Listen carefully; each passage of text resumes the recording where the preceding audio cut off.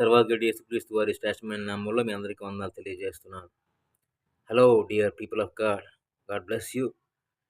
Today an urgent thing that I want to share you.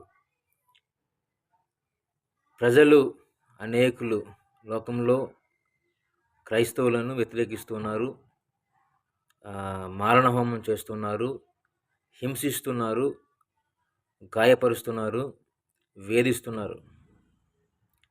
ఇదంతా ఎందుకు జరుగుతుందంటే the only thing we are doing is we are sharing the gospel. యేసుక్రీస్తు రక్షకుడు అని చెప్పడం వలన, ఆయన మాత్రమే నిత్య జీవానికి మార్గము అని తెలియపరచడం వలన, లోకంలో మనము చెబుతున్న ఈ సువర్తమానం వారికి నచ్చక వారు ఏం చేస్తున్నారంటే మనల్ని గాయపరుస్తున్నారు, కొడుతున్నారు. సో ఈ లోకంలో ఫ్రీడమ్ ఆఫ్ స్పీచ్ అనేది ఉంది.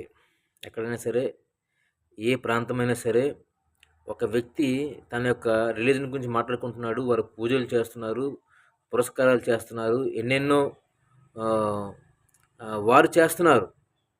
వారికైతే ఫ్రీడమ్ ఉంది, వారికైతే ప్రకటించుకోవడానికి, వీధులంట తిరగడానికి ఫ్రీడమ్ ఉంది. కానీ ఒక క్రైస్తవుడు చెప్తే మాత్రం వారికి ఎలా ఉందంటే చాలా కోపంగా ఉంది. మనం చూస్తున్నాం, నైజీరియా అనే ప్రాంతంలో ఇంచుమించు 5 లక్షల మందిని 2009 నుంచి 2015 వరకు ఇప్పటి వరకు కూడా 5 లక్షల మందిని చంపటం మనం చూస్తున్నాం. దేని పేరిట అంటే దేవుని పేరిట. అంటే వారి యొక్క రిలీజన్, వారి యొక్క మతం కోసం, వారు నమ్ముతున్న దానికోసం ఇతర నమ్మకస్తులను చంపడం. క్రైస్తవులుగా మనం అది చేయట్లేదు కదా.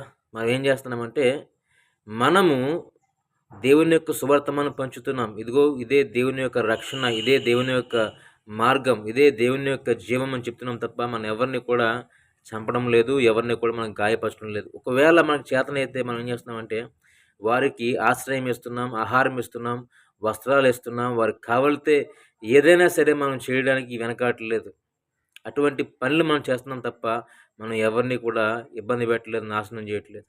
కానీ ఇక్కడ వీళ్ళు ఏం చేస్తున్నారంటే అనేకులు వారి మతం కోసం, వారి యొక్క నమ్మకం కోసం క్రైస్తవ్యాన్ని, క్రైస్తవులను దూషిస్తూ, హింసిస్తూ, కొడుతూ, తిడుతున్నారు. అది ఎందుకు జరుగుతుందంటే కేవలము ఓర్వలేక.